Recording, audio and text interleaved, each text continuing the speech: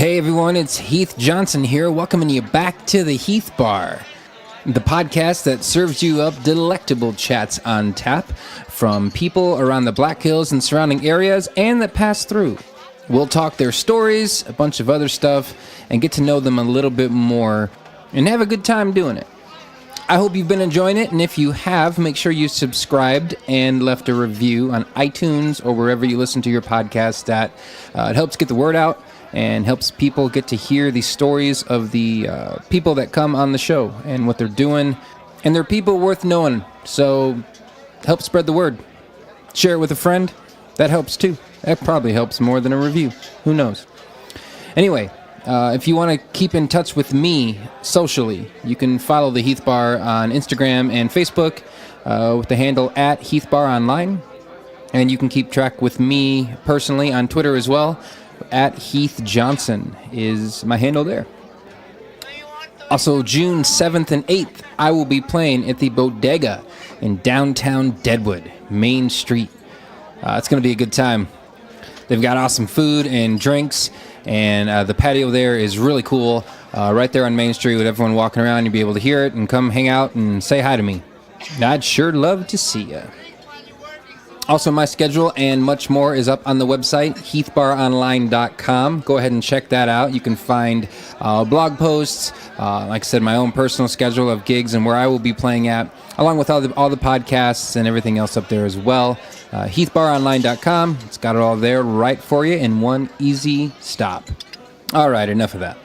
My guest today is one I am really excited to bring to you. I have been following his music for a very long time.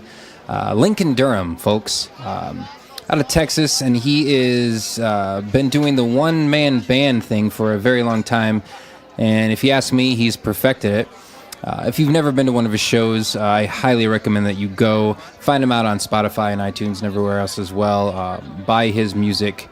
You will be glad that you did.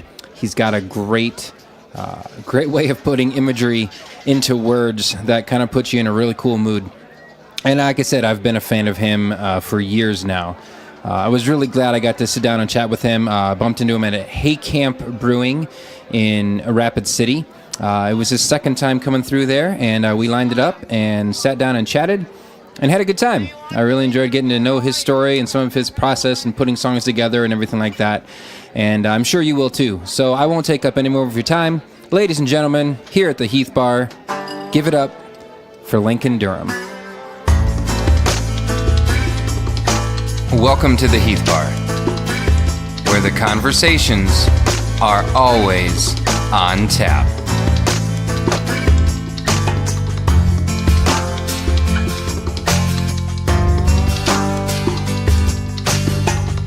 Cool. Well, cheers, man. Thanks for being on the Heath Bar. I really Absolutely appreciate you taking the time. And I guess first things first, how's the tour going? It's going really well so far. We just started, so I guess we're maybe 4 or 5 shows into it. Yeah.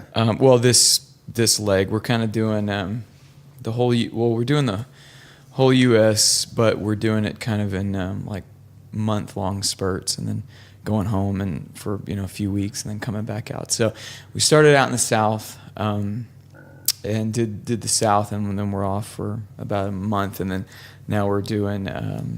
Coming up through the mountains and over to the West Coast. Oh, that's cool. Yeah, so we're I would say not yet a third of the way through this one, but it's been going great. The crowds are still growing, which is amazing. I mean, that's what that's what you want to see. As soon as they start diving, then you start having to kind of now what? Look at what you're doing or but they continue to grow. I mean, it's all grassroots, so they grow humbly, but they grow.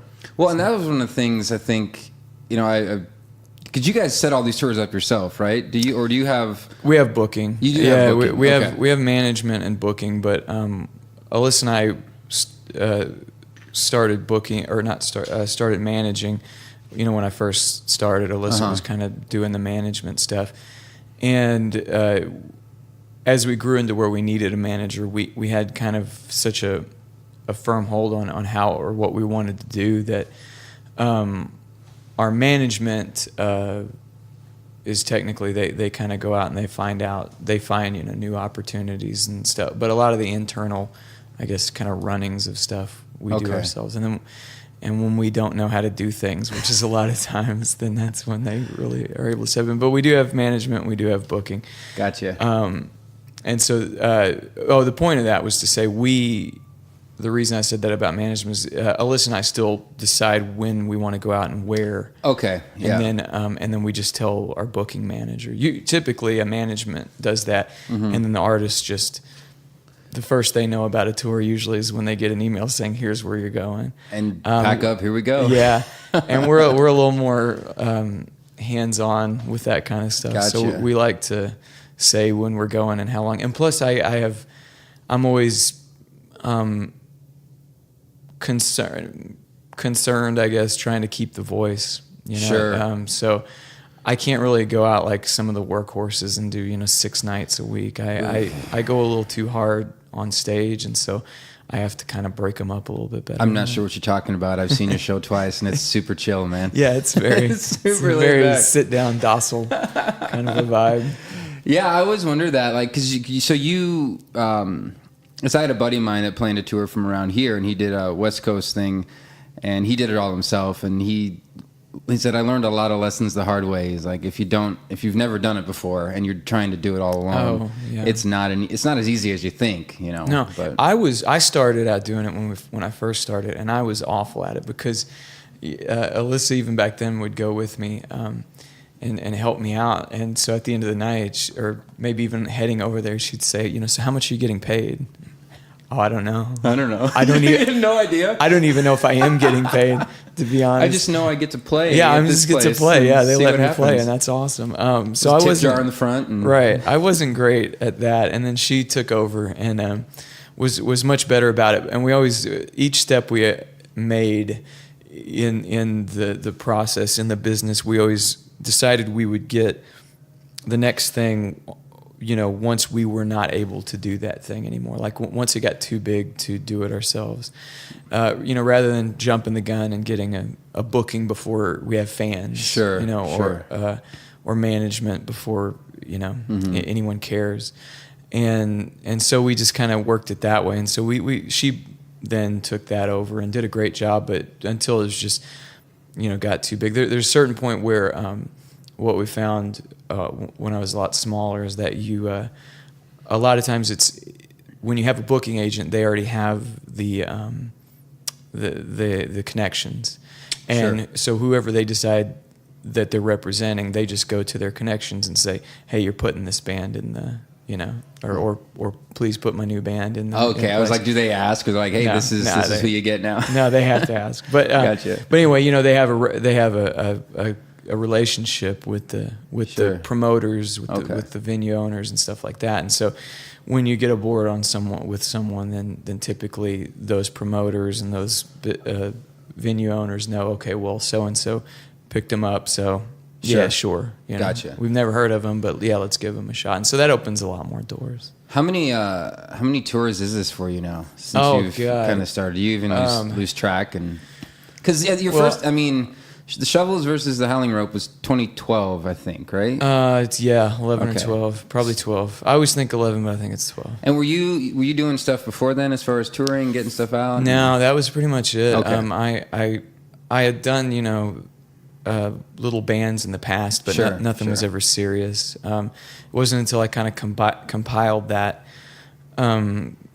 those songs and that scenario, that one-man band thing. It was still evolving and wasn't really supposed to be that, but it was just what was working for the time.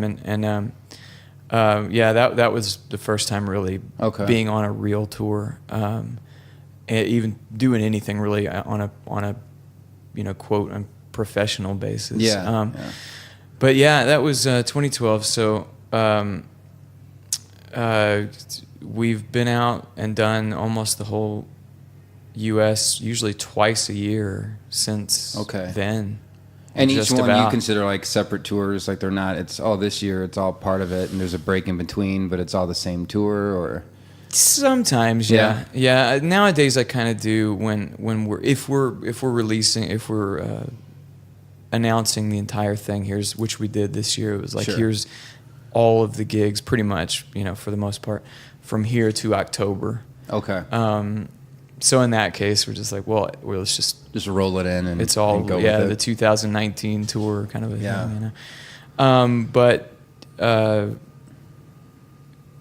When there's bigger chunks of time in between, then I'll kind of call them to, And you guys get to take, like, if you plan it right, you get to take breaks and go back home in See between, that- so you're not on the road the whole time? Yeah, that's exactly it. That's another reason why we like to be hands-on, because not only that, taking the breaks, because honestly, I couldn't. A lot of the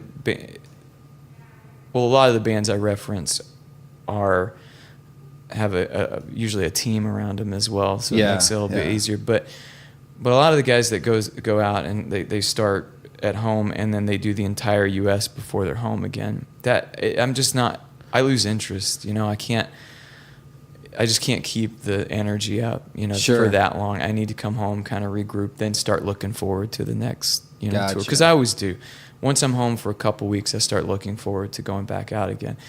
If I just start out, man, midway through, I'm just not going to give the performance that I'm going to give. But another reason why we're so hands-on with that is because nowadays we have so many friends and family that are scattered around. Like, my family's for the most part from like the Jersey area. Oh, okay. And then Alyssa's her sister and close family lives in Portland, Oregon. So, Gotcha. And then we have our management are friends of ours, and they live in L.A. And so we just kind of bill in some fun time, And then shoot up to South Dakota and nobody absolutely. and be like, hey, it's been South Dakota's been really cool. We got invited up that first time to do that festival. Yeah. And I think we built a little mini tour around that because we didn't have any kind of connections or anything like that. And it ended up being so great. Sometimes you'll go into these pockets where you wouldn't think anyone would know you, and you find a group of fans sometimes bigger than the places you've been throwing seeds out for a couple of years. And that was one of those things here. And so we thought, man, we got to keep, I had never heard of Rapid City, before. And so, we were like, we got to keep coming back here. So this would be our third time back. Well, that's what happened with me when I first heard of you. A buddy of mine was like, you gotta check this guy out. And I've instantly fell in love with your music. It's like, this is nothing like I've ever really heard before. Thank you. And like I telling you before we hit record, I had my band open for you for that festival. I say open for you. We were one of the bands that day, and it kind of sucked because it was sunny up until you took the stage, and it was like, oh no. I know it was, and all those people. I was amazed at how many people were actually out there. They were for everybody, but just that we're still out there. I thought, okay, this is a great showing. And then the rain came, and but people. Dude, we weren't leaving. We're people hung around for for like 3 hours, and the stage was down. And I think it was, and the problem was there was a curfew. There's a sound ordinance curfew. 10 p.m. At 10 p.m. So at like 9:30, it cleared up, and the sound guy, put his stuff back together real quick, and we did like a 25-minute set. Dude, and I think we went over like a little bit too. You got up there and you said, all right, I have like half an hour. I'm not really going to talk. I'm just going to play. And dude, you cranked through a surprising number of songs in half an hour. Man. Yeah, I ran through at least like 8 or 9, I think. Oh, it was a blast. And like there were, for the few of us that were still there, and there was still a good 20 or 30 people that stuck it out and waited. Yeah, there were. It was like, this is cool. A lot of us, it was our first time seeing you. And so for that alone, we were a little disappointed if it wasn't going to happen. But then when you ended up playing, it was like, hey, and we got a little bit of a private show here, so it was great. Well, I was up for whatever the festival manager, whatever you call it, kind of thing. I don't know, whatever you wanted to do. I said, look, I'll play whenever, and however long you want me to play. And so just let me know. We'll just stick around under the rain, wait under the tarp, man. Yeah, you never know. You never know what to expect. But yeah, like you said, third time back, and the last time you were here last year, I think, was it last fall? I was trying to figure out that earlier a couple days ago. I think it was. I don't think it was a year ago. I think it's been less than, almost maybe a little bit more like around 6 months or so. That's right. I feel like. Actually, I know that for a fact because my wife and I are expecting a baby, and when we came to your show last time, we hadn't told anyone yet, and we were here, and everyone's like, why is she drinking decaf coffee? Like, nice. So, well, there you go. So and yeah, the kid's not here yet. Yeah, it hasn't been a year. Hasn't been 9 months yet. At least it wasn't a year, but yeah. But I did want to kind of talk to you a little bit though, just with being on the tour, and you've got, I think it's four albums. Full albums that you at least put out under your name, and is there anything previously that we can hunt down and scour the web for? No, there is an old prior to the. So I did have an EP, but the EP was basically a preview of the Shovel versus the Howlin' Bones. Okay. So. Mixed a little differently, but the same recordings. Sure. And we released that just while I was going out and doing shows. I'd have something to sell, and like kind of as a teaser. Here's the album's coming up, and but prior to that, there was a little live CD that I did. No kidding. And that was just for same thing. Just at the time when I started, I was starting to build a little bit of a fan base, but I had nothing recorded, nothing to sell. I was working on making this record, but I had nothing. So in the meantime, down in Austin, I did a Saxon pub show, and the guy there will, for like $20 will record you. So I did that, and then had my mixer kind of mix it up for me and make it sound. Go and play, and here you go. Yeah, make it sound less live, and it's not too bad. It's funny. Some friends of mine in They used to own a club in Redstone, Colorado, and a couple years ago, last time we were there, because they sold the place and moved. The last time we were there in the bar, he said, "Let me let you hear something," and he played that, and I had forgotten even about that thing's existence, Oh my gosh! But they're definitely not around. I mean, people have, some folks have them in their hands, but it's not on, Spotify or iTunes. That's funny. But there was that, and then there's occasionally, for one reason or another, sometimes my management will come to me with some licensing opportunities and say, that so and so needs a cover of. Like Ring of Fire, and they love the Social D version, but they don't want to buy the Social D version. Sure. So so they're asking for submissions, and I'll do something like that. And then whether it's bought or not, I could sell it, but I don't want to deal with the royalties and all that stuff. So we'll just kind of toss that out into the internet world and see where it goes. It's just sitting around somewhere. Man, I didn't even realize that. Now I got to go do some hunting. Man. It's probably out there. I know on the Durham's Ring of Fire. That's I'll tell you I don't know if it's not a secret, but I think if you're at a show, and Alyssa will have to confirm this, but I think on our iPad, you can sign up digitally on the email list. And I think it's rigged to where if you sign up, you get that free download. Oh, no kidding? Yeah, I think so. I don't know if it's still around, brilliant. But that was when we first did it, because they didn't use it. They ended up buying the Social D version. So it's like, well, what was the point in all this? Yeah, well, now what? And I got to spend, if I get a drum recital or studio time, now I've got it worked out where I don't really have to do that. I can go do it. But at the time, I got to spend money. But, you're spending a few $100 on maybe, because if they buy it, they already know, well, we're going to buy it for, say like $5,000 or something. So we're like, okay, well, it's a gamble, but. Yeah. But a decent gamble. It's a decent gamble. It comes out. But anyway, so there's anytime there's stuff like that, we'll just kind of release out for free, because you can do that. Yeah. And I've been thinking about doing some. I never do covers, I never write.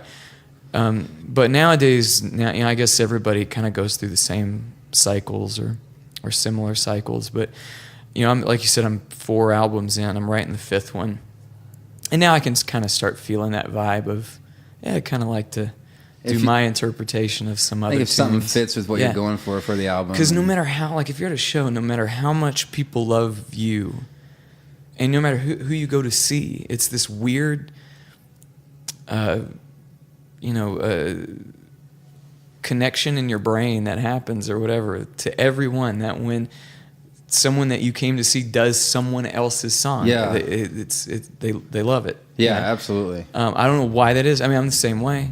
You know, I'm going to see so-and-so because I love so-and-so. But if they do a song from somebody else, and maybe I don't even like the somebody else, right, but I'm like, oh my God. But it's almost like you get a little sneak peek behind the person you went to see. Like, what do they listen to? And what do they spend their time working on when they're not writing their own stuff? You know? And I mean, most of my gigs are all weekend bar gigs, and God, if you don't play covers, no one's going to pay attention to you at all. You know, but I was when I first started playing in my teens. That's what I did. Is I did just covers, and did that for actually a long time. And that was a bit of why I never do them now, because I grew up always trying to be somebody else, and not really taking inspiration from people, but just trying to be, basically like a cover band of so-and-so, And I did that until I was probably in my almost, my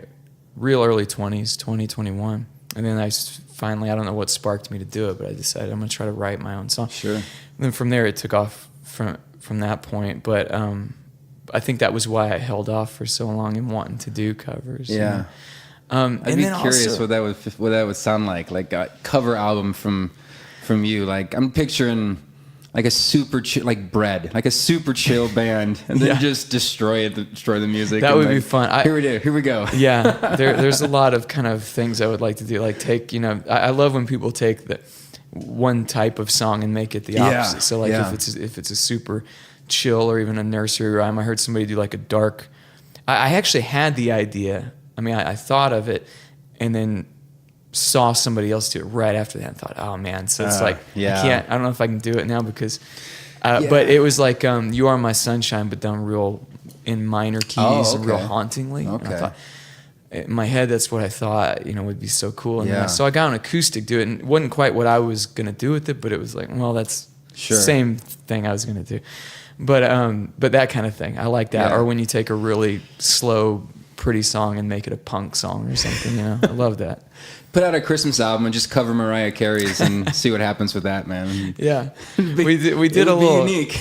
We did like I've never done a Christmas song or anything like that, but we did a Fairy Tale in New York last year. Me and Alyssa did, but that one wasn't really a departure because it's the Pogues, so it's kind of kind of aggressive punky, kind of the way I would do it anyway. Sure, absolutely. When you are like when your songwriting process, what does that look like for you? Like when you sit down to start, is it you've got bits and pieces of stuff that happen like just throughout your normal life that you then all put together? Like, do you start with music or words or? I've thought about this for a while, and especially, to be honest, I'm coming out of it now. But recently, after this last record, I had kind of a dry up. The well kind of really dried up on me, and I just had no ideas. My creativity went to nothing, and it's still not great right now. It's coming back, but it kind of made me think about like how have I been doing this? It kind of made me feel like I was falling from from some sort of writing pedestal or something, and trying to think, well, how do I get back up there? Some magic pen that you lost. Yeah. Because I always, whether people liked it or not, I always, as far as especially the lyrics, I was always very proud of my lyrics, and it just had dried completely up. And then I was still writing, but what I was writing wasn't special. It wasn't good, or at least to me, I didn't think it had that it thing yet, and. But what I found was I really didn't and still don't quite have a structure to writing. Some songs would come this way, some songs would come that way.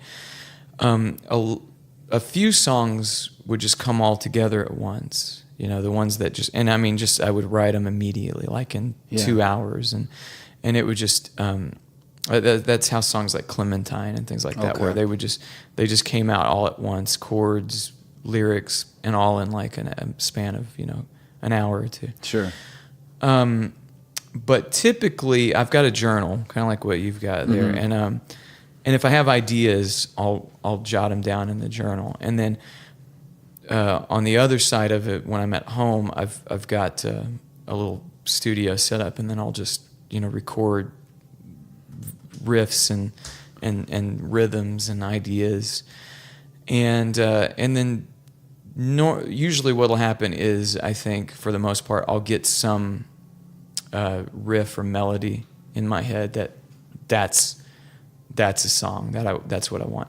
And then I just go to my book and start looking through. See what you can put into it. Yeah, and something will jump out, A lot of times the way I used to do it too was I would play some sort of a rhythm, and I would kind of like, I guess for lack of a better word, like scat over it.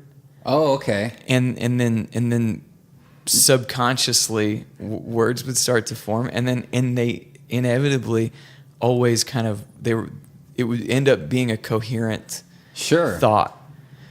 And I think some of that is where I think maybe my problem has been lately. I think I've been analyzing too much, whereas used to, it would just kind of come out, and it would be like a lot of the stuff that I'm very proud of, that sounds like it has a lot of thought behind it, was in its inception kind of just scatting and just kind of formed into words, kind of a thing, and then you'd get the idea, the thought, and then from there you're writing. Sure, after absolutely. That. But that initial, because I heard an interview the other day, and I for the first time kind of thought, that makes sense. It's kind of how I do it. And it was that Song Exploder podcast, and they were interviewing James Hetfield, and he was talking about how his voice is a percussive instrument, and that made sense because when you hear how he sings, his cadences, it's not a melody over, the beat. It's usually kind of with the beat, and that's a lot of how I sing as well, and I think that's what. When he said that, I thought, that's I have I can draw similarities there, and that's I think kind of how I would write, would be just kind of to so I would form. It's funny because I think the song would form a lot of times the way the cadence of the sound of the voice is going to be, and then the words would just kind of would fall into place. What words work into that for a while? Okay. So it's weird, and somehow they all work together and flow into a story. Like I said, eventually it's kind of like sculpting. For me, okay. For me, it's like sculpting. It was this loose thing, and I knew like here's how it's gonna yell or go low or whatever, Yeah. And then it's just like sculpting. It's just or like I guess you could go either way, from marble or from clay, but let's say clay. It's just a block, and then you start forming this loose shape, and then from there you start doing the detail, painting. It could be the same thing. You block it in color, and then you start making the shapes, and then the fine detail, and that's kind of the way I did. At what point do you decide, hey, it's done? Oh, never. Never. I would love to re-record the entire shovel. Well, that was one of the things that I saw. In an interview, I was reading a few things this week, and one of the things that you had mentioned was in your recording process is you record like kind of live, and then you just pick the best take, and sometimes there's a lyric wrong or something wrong, and you just keep it. Yeah, I keep it. That's how the second to this last one, Revelations. That was a perfect. No, it was the second two were like that. So the first one wasn't. And then the second two were, and it was. It's on Revelations of a Mind Unraveling. There's a song called Creeper, and that one kind of became, I guess, maybe like the single. I guess it was the single. I guess it's the most popular one. Yeah.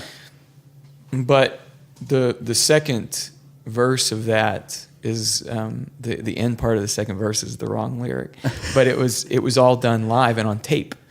So, and it was like that was the take. That's what we're going with. And now it's like, the song. no, You can't change it now. So I sing it correctly okay. on stage, but because once it's on an album, man, that's all anyone's gonna hear. I know. That's a cool. Not a lot of people do that though. A lot of people will be like, we got to scrap it and start all over. You know. I find there's. And I produced my own record this last one, and so that's why it was less like that this time, just because I have to be able to step away and listen and evaluate it, you know. Sure. Whereas a producer, while you're playing and all that, they're just hearing it from a third party, so it's a little different when you're producing your own. But even when I'm like when I'm tracking vocals and stuff, there's just a certain magic that. That you hit somewhere, around the in between maybe the third and fifth or sixth runs through, for me at least. Yeah. And then from there it's just gonna go back down. Well, and I'd imagine in your case too, like as close as you can get to a live performance on an album that's part of it. Yeah, I would don't imagine the way I for me, everyone is always talking about the live show. Yeah. And so I never want to make anything too far from the live show if I'm going to perform it live. I've thought about, sometime maybe doing a project where, kind of like when the Beatles said, all right, we're not going to tour live anymore. We're just going to make some music that's almost impossible to play live. Sure. Kind of a thing. Yeah. I've thought about doing, an album maybe called different, under a different project or something, just of songs that are just, if I had a 3 to 11 piece band, or whatever, this may be what I would do. Yeah. But otherwise, I like when they come to see me, I want it to be coherent to what they're going to see live, and I don't do the one man band on the records. I get a drummer. I do everything else, but I get a drummer because, if you take the visual away from the live show, it doesn't necessarily make for that interesting of a record. When you've just got a kick drum just kind of beating on the on the ones, or 4 on the floor kind of a thing. And so for that reason, for some flavor. I do that, absolutely. And I'll add, bells and whistles, little ambiance, and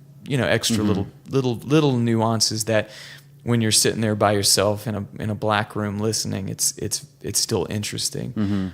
But at the same time, it's not too far from the live. I still want it to sound. Yeah. I still want you to be able to listen to it, and then a few hours later, if you saw it, you wouldn't be able to say, "Sure, oh, that's completely different." It doesn't sound right. I know. I feel the vibe. Yeah, I get it. Absolutely. Do you so when you putting an album together, are you like, hey, these are the songs I've got, or are you going? It feels like your albums go for a certain theme, and they all kind of fit around that. And then, so when you're in that process, how do you decide what makes the cut out of all your songs, and just do you save the ones that don't? Like, I do. I might come back to them. I do. Yeah, I've been thinking that someday I might I've seen people put out basically B-sides, just stuff that didn't make the cut, just for people that just crave anything and everything that someone does. But I just know when it's there. And there's been, so nowadays I demo them out. I demo my songs out myself. So everything is completely done, and it could be a song. It could go into mixing and be a song. It would be, slightly rougher than what you'd hear on the album, but it could be an album. And then I go into studio with it. So nowadays there's a bit more levels of things going to the cutting room floor prior to going to the album. But even still, after all that, even on this record, there was a couple that it was done and paid for and pretty much ready for master. Yeah. And it just still wasn't right. Not right. And so just we cut them out. I'd go back in for a day and put on a different song or something, you know. I'll tell you, like, you know, Clementine's a weird one for me because that one I really poured my heart out on, and people really took to it. It's the only one I can play. Yeah. Because it plays acoustically. Well, everything else is you're like, probably better than I am at really, it, to be honest. Because that's about the only one I try can't to do play. Creeper Real. with just an acoustic guitar. It's not the same feel. Yeah, I understand that. But like Clementine's a weird one for me because I was never. If people didn't, even though I love the message, the execution of it wasn't quite, I guess, probably what I had, originally probably would have done. Mm-hmm. But unless people ask for it, I usually, I'll skip it until someone yells for it. But inevitably, someone yells for it. That might have been me the last time you. No, were that's here. fine. But I love it. But it's there are those that that one actually was Alyssa was the one that convinced me to put that on there. Oh, okay. It wasn't even to be on that record. Yeah, I mean, it stands out. It was from the whole album. I can't remember what it does. Yeah, and I think that's why. I can't remember why. It could have been that we wanted a little bit more. Maybe that one had 11 songs on it. I don't know if there was a reason. I do remember that we needed another song. Mm-hmm. Maybe we cut one. Was probably we did. That's right. We cut one that's still never been. Oh, okay. And it is on that Holding live. stuff from us, man. It is on that live one. It's on the secret live album. It is on the secret live album. 5 people have. And occasionally people will text or whatever social media me and say, "When are you gonna put?" It's called Blue Ridge. When are you gonna put Blue Ridge on a record? And I'm trying to. But anyway, that one was one of those. It just was not. It just didn't have the vibe. It wasn't working that day. And so we cut it, and we wanted to replace it. And Alyssa was the one that said, "Well, why don't you put on that?" We were all together in the studio, and she said, "Why don't you put that one on that you wrote the other day?" And that was it. So it's just there's always like the rest is history, man. Yeah, there's always things like it's like I think I heard that about Prince's "When Doves Cry." He needed an extra song. I don't know if it was for time, like for sometimes you're trying to fill the. I'm sure he had a million songs on that record, so I don't know. But for some reason, they needed one more song.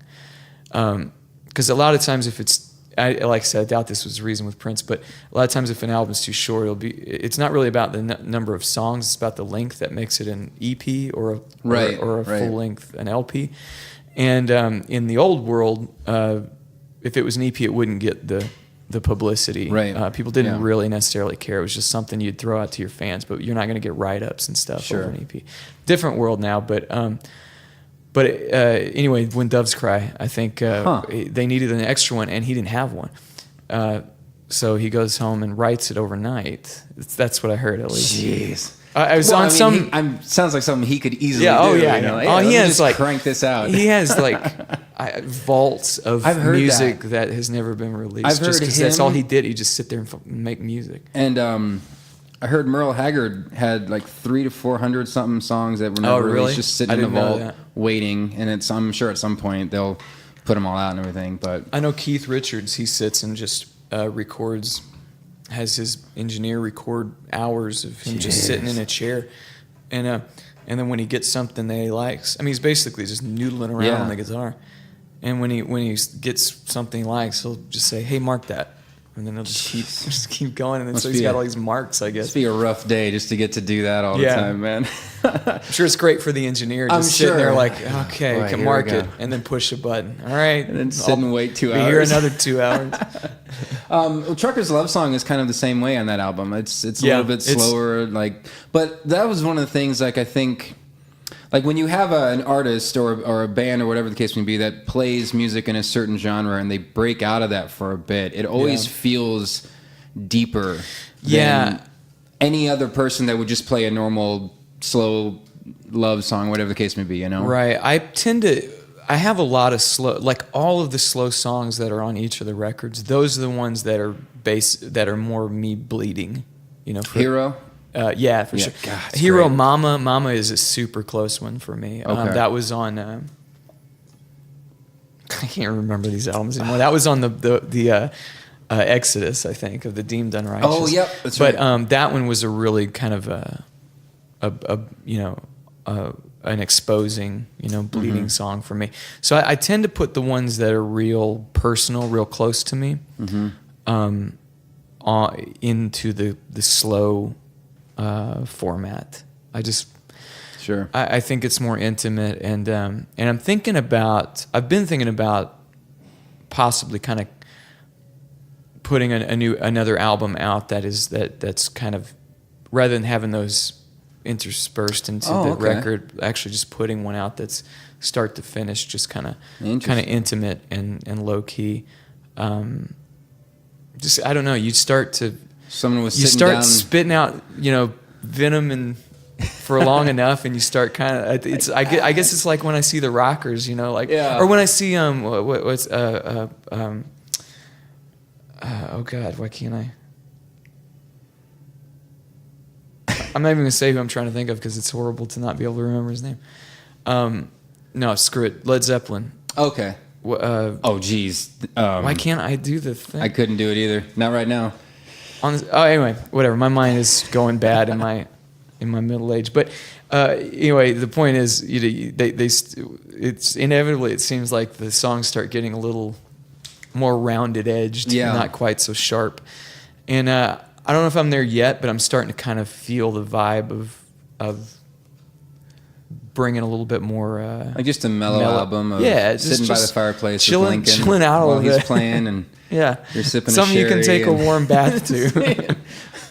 Just dim the lights, put on some bubbles, and kick it in, hit play. Exactly. That is one thing I think I've noticed, like your music specifically, like the imagery that comes across in your lyrics is, I don't know if unique's the right word, but it is definitely something that feels like it comes from somewhere personal. There's a lot of like religious films and spirituality feel to it, of the imagery that you come out of it, and that is that just from a background of you, or is it just like a thing that you that's for me, it's a background of me. I mean, I don't want to alienate people or anything like that, but I mean, to be honest, I'm not a religious person anymore, but I grew up that way. Okay. And so I have a lot of that background. And so a lot of it is very religious. Some of it is, kind of, in some instances almost blasphemic, and so it's essentially kind of a roadmap of the way I kind of grew up. Sure. Is this growing up religious, and then kind of I guess a loss of faith, and then trying to find what that means, kind of a thing. Does any of you feel like you're critiquing like what you came out of? Like, hey. Oh yeah, yeah. Okay, I was gonna say, the whole Exodus of the Deemed Unrighteous album is that, because it wasn't, and I don't mean that in terms of like religion. I mean in terms of my certain situation of the way it was, and the kind of the situation that I had, a very unique situation. I'll say that without going into too much detail, and it was one of those where it's not very tolerant of outside the norm kind of thing, and I was always outside the norm, so I was never. I grew really up, the good guy. Baptist and was a preacher for a long time, so I know what you're talking about. Oh, really? Yeah. Well, see, I had to do that kind of stuff, basically too. Yeah. And so for me, it wasn't like that condemnation towards it. Wasn't towards a religion. It was towards the situation that I was in. Yeah. And because it wasn't very nice. It wasn't very Christian-like. Let's say that. Whatever you believe. I don't know. It wasn't very Buddhist-like or Christian-like. Does that happen? Yeah. So and I didn't appreciate it, and it kind of got me all aggravated. And so like a lot of it is from the heart, from a kind of a religious basis, and then some of it is a bit blasphemous. But it was because of my I'm just kind of documenting my journey Sure. in music form. And it's funny because I get fans, because I don't preach one way or the other. I don't want to. Yeah.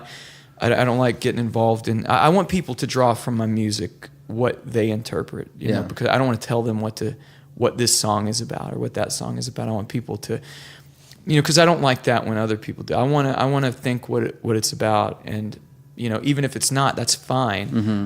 But you'll ruin it if you tell me what it's about, you know. Yeah. And but I've had fans come up and say, so I listen to all your music, I love it. I can't figure out, are you religious or are you not? And I'm like, yeah, exactly. I have to know. Exactly. Because if I don't know what category to put you in, man, I don't.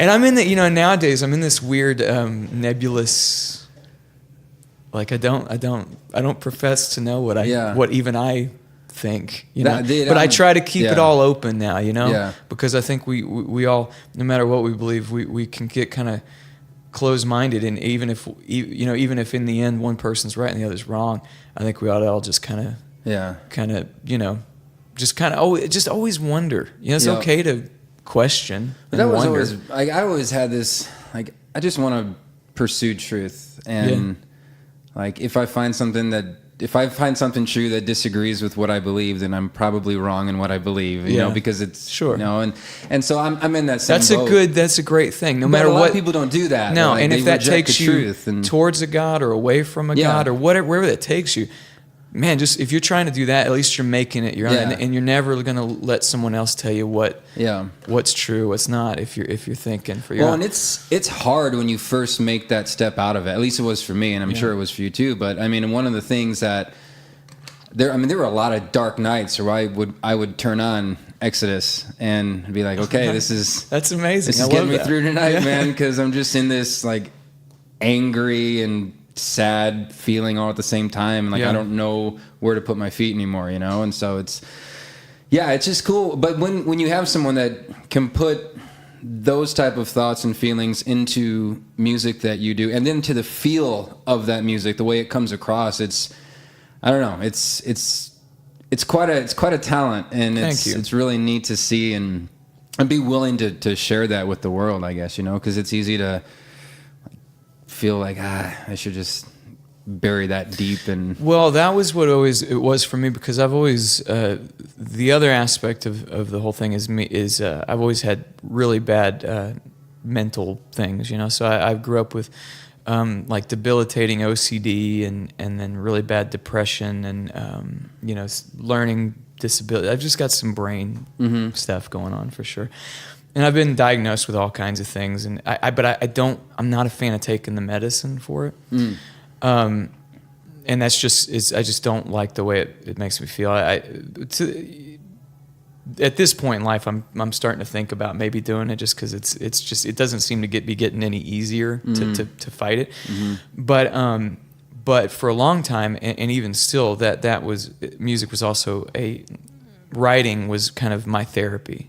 You know, and I couldn't, you know, it's hard to afford therapists these days, you know, but even if you have insurance, you know, we buy insurance for an ungodly amount of money every month, and we still, it doesn't cover, you know, a psychiatrist or even just a therapist, you know. I don't even think they've thought through what that would even look like as far as covering all that stuff. Yeah, it's tough. So you typically you're out of pocket a lot of money, you know, like $300 or so a visit, and so, you know, for a long time I had to turn to writing. Like just basically, you know, I'm a songwriter.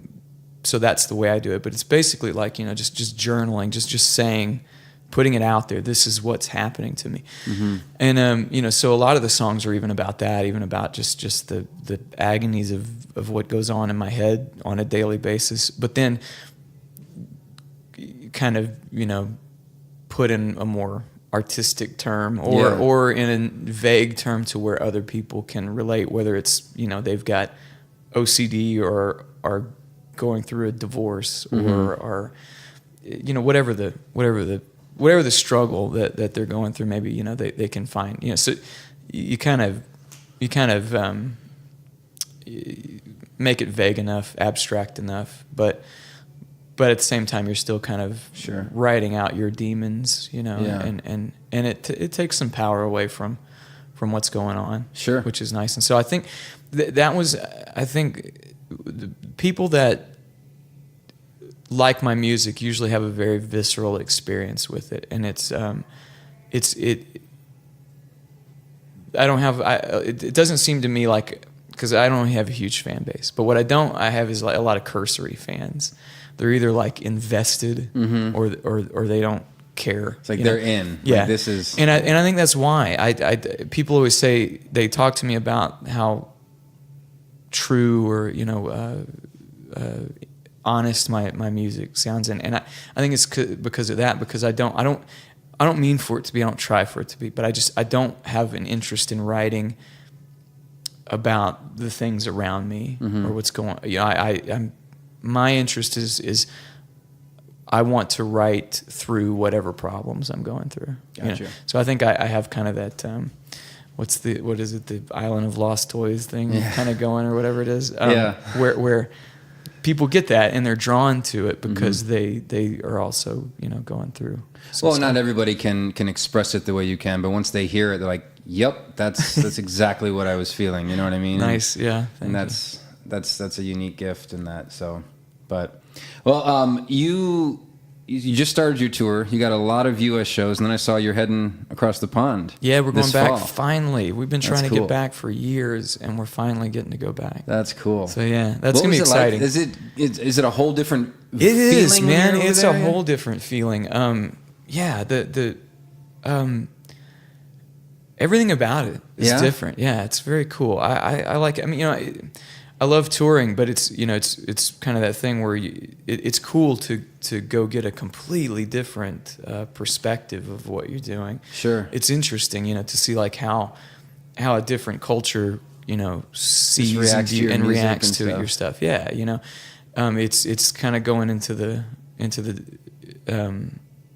dark. You don't really know what to expect. But that last time we were there, it was amazing. Yeah, that's cool. So, and I've got a lot of fans that I retained from that have been waiting for us to come back, for me to come back over. So I'm looking forward to finally getting back over there. We've got some good gigs. I always feel bad because I never get to give quite the show because I can't bring all my junk. Yeah, I was going to ask you that. Like, I how do you collect, get all that over there? I do, collect. I mean, I would say they get like 80%. Okay. So it's not too far down because I the drums and stuff I collect, and I get the cigar box guitars and the axe that I play now. That's going over. Okay. But they just don't quite get every nuance. Yeah. And I want, but hopefully what I'm going to do is over time keep doing this and maybe building.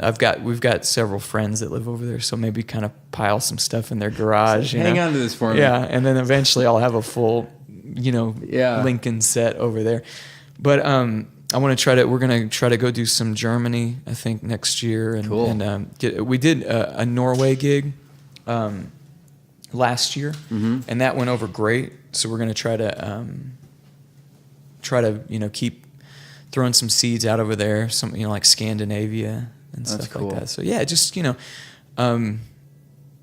if for people that are tired of seeing me in the U.S., kind of give them a little break. I don't know if that's possible, but that's cool, man. Yeah, that's really neat. And I wonder sometimes because you can oversaturate. So sometimes I'm always worried I'm going to oversaturate. The US. See, that's because we work hard. Yeah, and people, that's the one thing people do. Usually, other artists usually say about us is that, guy, you're putting in the hours for sure to try to do something.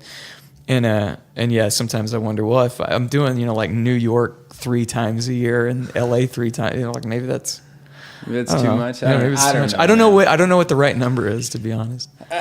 I've definitely know the understanding of oversaturation. There was a while I played every Friday at the same place in a town of 1,200 people or 12,000 people, and that's too much because it's like, I'll go see it next weekend, and then nobody comes. It is a thing. They know you're always there, but.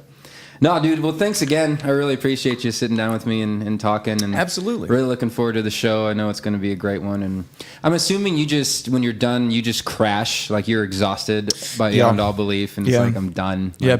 Sometimes people want me to go out and party with them. And I'm like, dude, I'm I'm gonna go. I'm going to bed. Yeah. Because I'll do the show, and then I'm still to the size I have no business not coming out and saying hi to anybody that wants to say. That gets hard on my voice. Yeah. That is the one thing that if I didn't feel like fans would react negatively about that, I probably wouldn't do it, just because that is the number one killer of like what kind of knocks me down as far as the vocal thing goes. But my problem is I love talking to people too. So when I go out and I talk too much. But but anyway, I go out after the show. I still I'm cultivating these. I want people to come back. I want people to know me on a personal level. And again, I have no business, being not, just heading to the back. So I go and talk to people, and then I load up my own junk, me and Alyssa, and then we get to the hotel about 2 hours later, and then I eat because I'm starving, and then I go to bed. Cool. Well, thanks again, man. I appreciate it. Absolutely, man. It was great. Yeah. Thanks for listening to this episode of the Heath Bar, ladies and gentlemen. Lincoln, Durham. Go check them out. I promise you won't be disappointed. Anyway, as always, you don't have to go home, but you can't stay here. Shoot me an email. Get in touch with me, heath@heathbaronline.com. I'd love to hear from you. And we will see you next time.